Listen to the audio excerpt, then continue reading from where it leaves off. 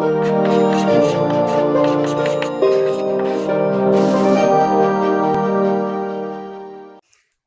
Friends, अपने chapter में जिसका नाम है निर्देशन डायरेक्टिंग, इसमें हम लोग अगला टॉपिक पढ़ेंगे। और आज के इस वीडियो में हम लोग दो चीजों को डिस्कस करने की कोशिश करेंगे। पहले तो लीडरशिप के गुण क्या क्या होते हैं, क्या कुछ ऐसे गुण हैं जो किसी लीडर में होने चाहिए, या फिर कोई ऐसा इंसान है जिसमें हमें वो सारे गुण दिख रहे हैं तो क्या फिर वो लीडर हो गया। इस तरह की बात करेंगे। और फिर इसी में आगे जो अपना अगला टॉपिक आएगा वो आएगा लीडरशिप स्टाइल्स का, कि नेतृत्व शैलियां कैसी कैसी होती हैं। और उसके बाद फिर हम लोग कम्युनिकेशन की बात करेंगे, संप्रेषण की बात करेंगे। तो सबसे पहला तो यही कि अच्छे नेता के गुण, क्वालिटीज ऑफ अ लीडर, है ना।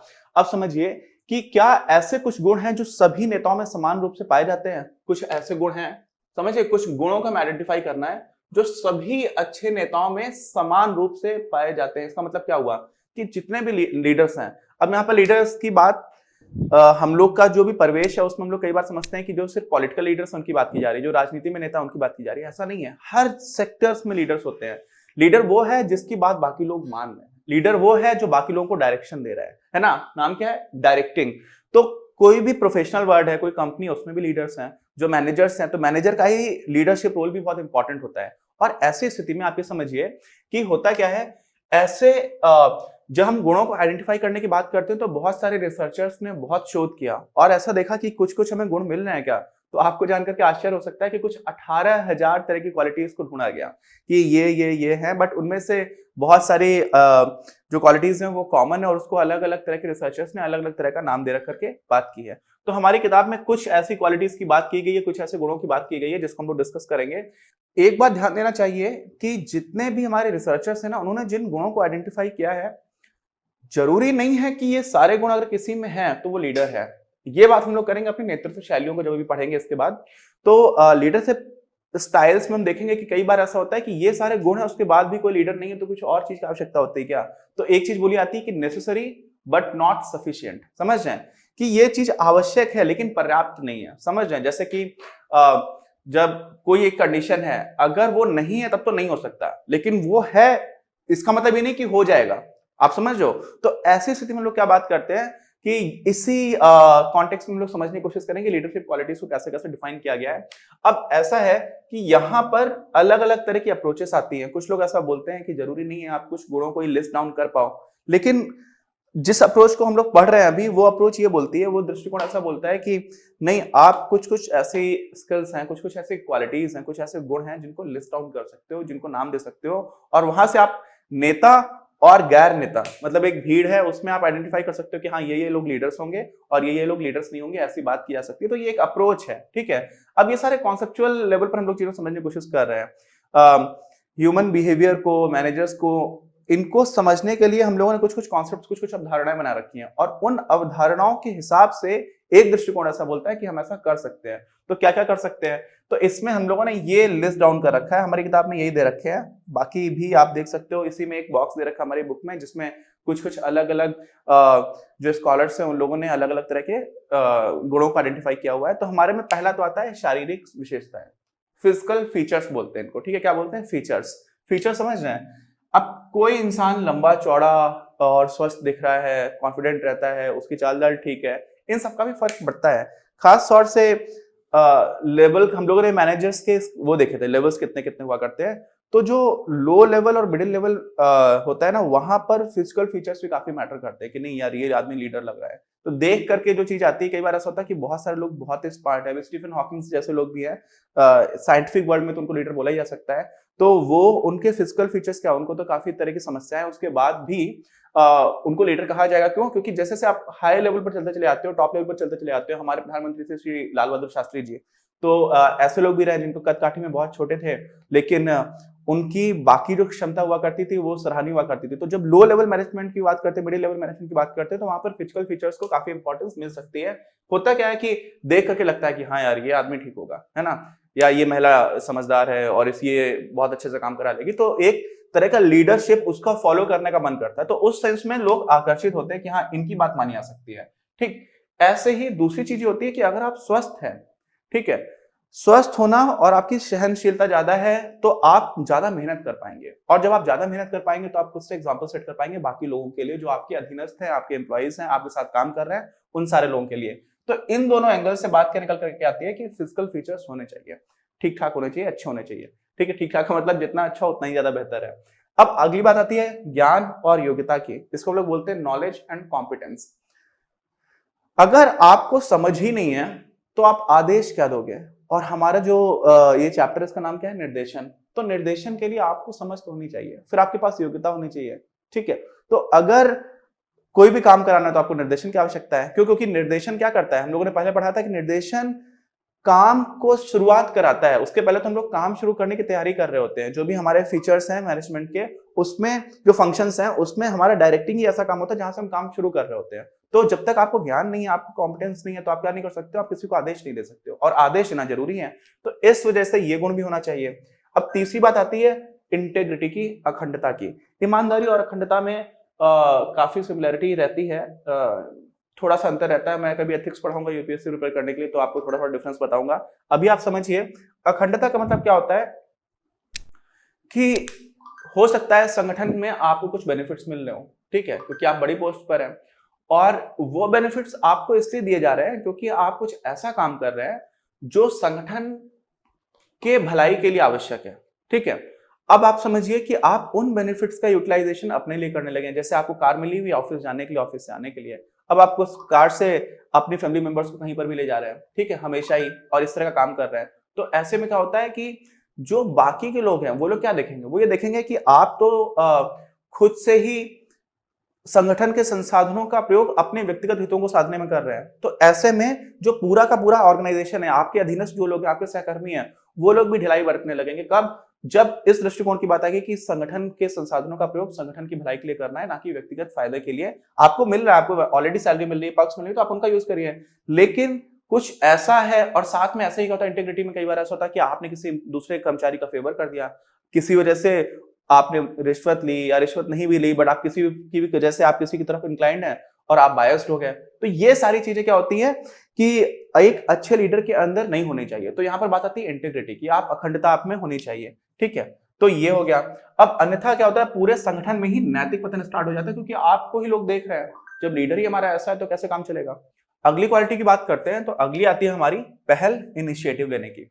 ठीक, तो इनिशिएटिव का मतलब क्या होता है कि आपको कोई अवसर दिखा, ठीक है, कि ये अपॉर्चुनिटी है, और उस अपॉर्चुनिटी को आपको ग्रैब करना है। अदरवाइज क्या होता है कि बहुत कॉम्पिटिटिव वर्ल्ड हो गया है प्रोफेशनल लाइफ में, खास तौर से अगर आप देखेंगे तो बहुत सारे अवसर आ रहे हैं, निकल जा रहे हैं, और अगर आपने निकल जाने दिया तो आपने क्या किया? संगठन को जो लाभ हो सकता था वो नहीं होने दिया।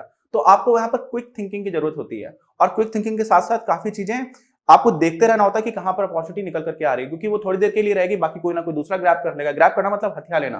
तो हथिया लेना हम लोगों ने इसलिए लिखा हुआ है क्योंकि यहां पर समझ रहे हैं, हथिया लेना तो वैसे थोड़ा सा नेगेटिव कोनोटेशन के साथ आता है, किसी की जमीन हथिया ली, लेकिन यहां पर बात है कि आप सुअवसर को हथिया रहे हो, मतलब आप एक्टिवली पार्टिसिपेट कर रहे हो। ऐसा नहीं कि हम आराम से बैठे हुए हैं और कोई अवसर है हमारे पास अपने आप बन करके चल करके आया, फिर हमने सोचा नहीं यार इसको लेना चाहिए या नहीं लेना चाहिए। ऐसा नहीं है, हमें ढूंढते रहना है कि मार्केट में या हमारे जो भी हमारा सेगमेंट है, हमारी इंडस्ट्री, हमारा सेक्टर है, उसमें कौन कौन सी अपॉर्चुनिटीज उभर करके आ रही हैं, तो उनको तुरंत ही हत्या करके उनको ऊपर जल्दी डिसाइड करना है, इनिशिएट करना है, इनिशिएटिव लेना है, और उनको, और अगर आप ऐसा करेंगे तो क्या होगा कि संगठन को फायदा होगा।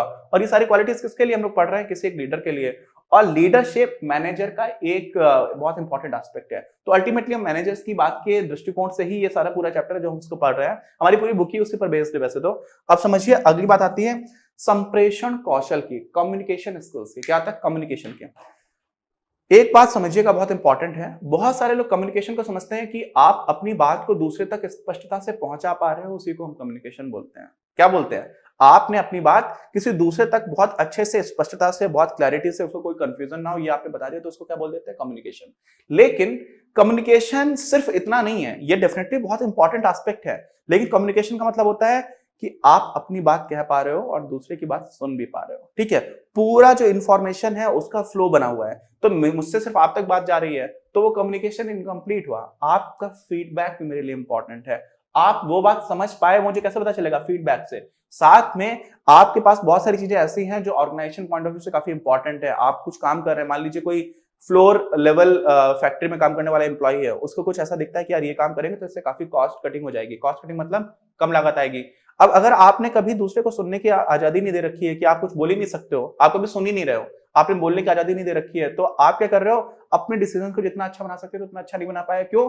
क्योंकि ऑर्गेनाइजेशन में कम्युनिकेशन नहीं है, एक ही वन वे फ्लो हो रहा है। ठीक है, वन वे, आपने देखा ना कभी कभी ट्रैफिक होता है कि सिर्फ ये रास्ता ही ये वन वे के लिए ही है, तो वैसा नहीं होना चाहिए। और इसीलिए ध्यान रखिएगा कि कम्युनिकेशन की जब भी बात करेंगे तो निश्चित रूप से अपने विचारों को स्पष्टता से समझा पाना तो इंपॉर्टेंट है, लेकिन साथ में आपको अच्छा श्रोता होना भी इंपॉर्टेंट है। ऐसे ही अगर किसी को समस्या आ रही है तो आप उसको समझाएंगे, तो शिक्षक होना भी इंपॉर्टेंट है। परामर्शक मतलब आप उसको सलाह देंगे, आप एडवाइस करेंगे, तो एक एडवाइजर का रोल भी रहता है। और विश्वसनीयता होनी चाहिए आपकी बात में। अगर आप ऐसी बात कई बार ऐसे कर रहे हैं ना जो जिसकी रिलायबिलिटी नहीं है, क्योंकि अगर आपका व्यवहार इस तरह का रहा है और आपने कई बार ऐसी बातें कही है जो उतनी विश्वसनीय नहीं निकली, तो लोगों का धीरे धीरे आपसे विश्वास उठ जाएगा। वो भेड़िया आएगा, कहानी सुनी होगी आपने बचपन में, कि बार बार आप बोलते रहोगे, हालांकि वो डायरेक्टली इस यहाँ पर रिलेटेड नहीं है, लेकिन आपकी बात में विश्वसनीयता बहुत ज्यादा इंपॉर्टेंट है, क्योंकि लोग आपको फॉलो कर रहे हैं। आपने कुछ बात ऐसी बोली जो विश्वास करने लायक ही नहीं रही और लोगों ने देखा 2-3 बार, फिर उनको लगेगा कि अब इस पर विश्वास नहीं किया जा सकता, तो वहां पर भी कम्युनिकेशन आप कर पाओगे लेकिन उसका पर्पस डिफीट हो जाएगा। आपने अपनी बात रखी, उसका जो इंपैक्ट होना चाहिए था, प्रभाव होना चाहिए था, वो होगा नहीं। तो ये भी एक अगला पॉइंट है। फिर आ जाता है अभिप्रेरणा कौशल का मतलब होता है मोटिवेटर होना चाहिए, आपको एक अच्छा अभिप्रेरक होना चाहिए। और मोटिवेट आप नॉर्मली कैसे कर पाते हो? मोटिवेट आप तब कर पाते हो जो आप खुद में ही जिन आदर्शों की बात कर रहे हो उनको जीते हुए चलो। ठीक है, आप खुद से भी अच्छे से काम करो, आप ऑर्गेनाइजेशन के बेनिफिट में काम करो, आप अपनी इंटीग्रिटी लेकर के रखो। तो ये सारी चीजें अगर आप करोगे तो आप खुद में एक अच्छे अभिप्रेरक, एक अच्छे मोटिवेटर बन करके निकल करके आ पाओगे। और फिर अगला पॉइंट आता है आत्मविश्वास का। बहुत कंपटीशन है दुनिया में, बढ़ता चला जा रहा है अगर हम लोग प्रोफेशनल वर्ल्ड की बात करेंगे। और ऐसे में कई बार बहुत सारे चैलेंजेस आते हैं कंपनी के पास। अगर आपने किसी एक फैक्ट को बहुत तोड़ मरोड़ करके सारे एंगल से देखा और आप काफी देर देखने के बाद से सुनिश्चित हो गए कि नहीं यार ये काम हमें करना चाहिए, आपने एक रास्ता डिसाइड किया। अब उस रास्ते पर बहुत कठिनाई आए, उसके बाद भी उससे आसानी से नहीं हटना है। हो सकता है कोई नई इंफॉर्मेशन आ जाए तो आपको समझ आए कि नहीं यार ये रास्ता ठीक नहीं था, लेकिन सिर्फ कठिनाइयां जो आपने एक्सपेक्ट कर रखी थी कि यार ये कठिनाई आएंगी और उससे भी थोड़ी ज्यादा कठिनाई आती जाए, तो अत्यंत कठिन समय में अगर आप सेल्फ कॉन्फिडेंस खो देंगे, आपका खुद का आत्मविश्वास नहीं रहेगा, तो वैसी स्थिति में जो आपके फॉलोअर्स हैं, आपके एम्प्लॉयज हैं, आपके कोवर्कर्स हैं, उनको भी लगेगा कि नहीं यार ये काम करने से कोई फायदा होने वाला नहीं है। बहुत सारे ऐसे प्रोजेक्ट्स हुए हैं, पहले डैम बनाना बहुत डिफिकल्ट हुआ करता था, बांध बनाना, और हूवर डैम है अमेरिका में, उसके ऊपर एक डॉक्यूमेंट्री थी, कभी देखिएगा, तो उसमें भी समझ में आता है कि जो मैनेजर्स थे, जो टॉप लीडरशिप थी, बहुत सारे चैलेंजेस है, लेकिन अगर वो हट जाते तो वो डैम नहीं बनता, और उसके बाद से फिर आसपास वहां पर एक पूरा शहर भी बस गया। तो बहुत बार बहुत कठिनाई आ रही होती है, आपके पास फाइनेंशियल रिसोर्सेस नहीं है, आपकी टीम छोड़ करके जा रही है, हो सकता है किसी का एक्सीडेंट हो गया या कई लोगों की डेथ हो गई, तो बहुत सारी चीजें ऐसी होती है, बजट ओवरशूट कर रहे हो आप, टाइमलाइन नहीं मैच कर पा रहे हो, लेकिन उसके बाद भी क्या होता है, कॉन्फिडेंस नहीं खोना होता है अगर आप लीडर हैं। और ये बहुत इंपॉर्टेंट है क्योंकि आपको देख करके बाकी लोगों में कॉन्फिडेंस आ रहा है। तो ये भी काफी ज्यादा इंपॉर्टेंट एस्पेक्ट है कि अत्यंत कठिन समय में भी अपना विश्वास नहीं खोना है। फिर अगला पॉइंट आता है, आपको निर्णय लेने की क्षमता होनी चाहिए, डिसाइसिवनेस बोलते हैं इसको। क्या बोलते हैं? डिसाइसिवनेस। ठीक है, इंग्लिश भी थोड़ी थोड़ी सीखते चलिए। तथ्य के विषय में जैसे आप सुनिश्चित हो गए, मैंने वही बोला कि यहाँ पर क्या हो रहा है, आत्मविश्वास, सारी चीजें, एक तो ऐसा नहीं है कि पूरी तरह से आइसोलेशन में है, आइसोलेशन समझ रहे हैं कि ये चीज अलग क्वालिटी, ये चीज अलग है, सारे एक दूसरे से काफी काफी लिंक्ड रहती हैं। अब यहां पर बात आती है निर्णय लेने की क्षमता। अगर आप कोई चीज आपको समझ में आ गई, जैसे मैंने आपको बताया कि कॉन्फिडेंट रहने की, कि आपने डायरेक्शन बना लिया है, तो वो डायरेक्शन कैसे बनाया? पहले आपने निर्णय लिया ना कि हाँ ये तरीका है चलने का, और वो कैसे डिसाइड किया? आपने सारे फैक्ट्स को एनालाइज किया। अब हो सकता है अलग अलग स्टाइल्स की बात करेंगे, तो एक बार होता है कि आप अकेले बैठ कर डिसाइड करते हो, तो ऑटोक्रेटिक स्टाइल होती है, एक राजा की तरह, कि नहीं मैंने सोचा वही सब ठीक है। एक डेमोक्रेटिक होती है कि आप सारे लोगों को बैठ करके सोच करके समझते हो कि अच्छा ठीक है, क्या कर सकते हैं क्या नहीं कर सकते हैं, सारे लोगों ने जो कलेक्टिवली ठीक से समझ में आया, फिर आपने उसी में फाइनलाइज किया, तो डिसाइड आप ही करोगे, लेकिन आपने सारे लोगों को इन्वॉल्व किया। और एक होता है कि नहीं, सबको अपना अपना काम पर छोड़ दो, जहां पर दिक्कत आएगी वहां पर देखेंगे। तो ये स्टाइल्स को भी हम लोग पढ़ेंगे आगे, लेकिन आप समझ लीजिए कि निर्णय लेने का काम तो आप ही का है। क्यों? क्योंकि आप ही डायरेक्शन दे रहे हो ना, आप ही का काम है डायरेक्शन देने का, तो इस वजह से ये काफी इंपॉर्टेंट बन जाता है। और इसमें एक और चीज काफी इंपॉर्टेंट होती है कि जो भी आपने रिक्वायरमेंट्स बताई है ना, वो बहुत जल्दी जल्दी नहीं बदलनी चाहिए। मेरे बहुत सारे फ्रेंड्स हैं जो बैंगलोर में इंफॉर्मेशन टेक्नोलॉजी सेक्टर में काम कर रहे हैं, कंप्यूटर सॉफ्टवेयर इंजीनियर्स हैं, तो वो लोग कई बार बहुत परेशान होते हैं क्योंकि जो मैनेजर्स हैं उन्होंने पहले बोला कुछ आप ये काम करो, और थोड़ी देर बाद बोला नहीं नहीं ये काम नहीं करेंगे, अब हम ये वाला काम करेंगे, फिर बोलेंगे नहीं नहीं ये काम नहीं करेंगे, हम ये वाला काम करेंगे। तो यहाँ पर क्या होता है, कुछ कंपनीज में, खासतौर से स्टार्टअप्स में ऐसा होता है। तो अगर आप बार बार रिक्वायरमेंट चेंज करते हो ना, तो जो वर्कर्स हैं उनके ऊपर बहुत प्रेशर आता है, उनको लगता है यार क्या इतना सारा अच्छे मेहनत से काम किया था और वो पूरा काम बेकार हो गया, आप दूसरी बार काम करा रहे हो फिर वो बेकार हो गया, तो वो मोटिवेशन जो काम करने को होता है वो कम होना स्टार्ट हो जाता है। और इस वजह से आपने निर्णय लिया तो बहुत सोच समझ करके लीजिए, लेकिन एक बार ले लिया तो बहुत फ्रिक्वेंटली उसको चेंज मत करिए, ठीक है। अब अगली जो हमारे में क्वालिटी दे रखी, गुण दे रखा है, वो है सामाजिक कौशल। आपको मित्रवत होना चाहिए, सीधी सी बात है। आप किसी भी संगठन को खड़ा करने में हमें लोगों की आवश्यकता है, और अगर आप मित्रवत व्यवहार अगर आपका नहीं है तो आपकी बात ना लोग ठीक से सुनेंगे, आप जो चीजें करवाना चाह रहे हो वो भी अच्छे से नहीं हो पाएंगी। और इस वजह से जो सोशल स्किल्स हैं, सोशल स्किल्स में क्या होता है कि आप आ रहे हो, लोगों से अच्छे से बातचीत कर रहे हो, और आपके आने पर लोग अनकंफर्टेबल फील नहीं कर रहे, उनको अच्छा लग रहा है कि हाँ आप आ गए हो, मिले हो सुबह सुबह या फिर किसी भी टाइम पर जा रहे हो, लोग अपनी बात आपसे रख पा रहे हैं, आप बीच बीच में हंस गा भी रहे हो थोड़ा बहुत, ठीक है, प्रोफेशनल बाउंड्रीज मेंटेन करते हुए। लेकिन अगर आप ये नहीं करोगे तो आपका एक कनेक्शन नहीं बनेगा, और वो कनेक्शन बहुत इंपॉर्टेंट होता है अगर आपको कलेक्टिवली कुछ काम करना है। और हम लोग बात कर रहे हैं संगठन की, संगठन का मतलब ये कि बहुत सारे लोग साथ में आए, और जब बहुत सारे लोग साथ में आए, अपने अलग अलग परिवेश, अलग अलग पृष्ठभूमि से, अलग अलग रोल में आए, लेकिन ऑर्गेनाइजेशनल गोल्स तो कुछ है ना कि हमें ये चीज बनानी है या हमें इतनी मार्केटिंग करनी है, तो उन गोल्स को, उन उद्देश्यों को अचीव कराने के लिए आपको लोगों को साथ में लेकर के चलना है, और इसीलिए सामाजिक कौशल आपके पास होना चाहिए। तो हम लोगों ने ये सारी चीजें देख ली, अब आगे देखते हैं हम लोग लीडरशिप स्टाइल्स को।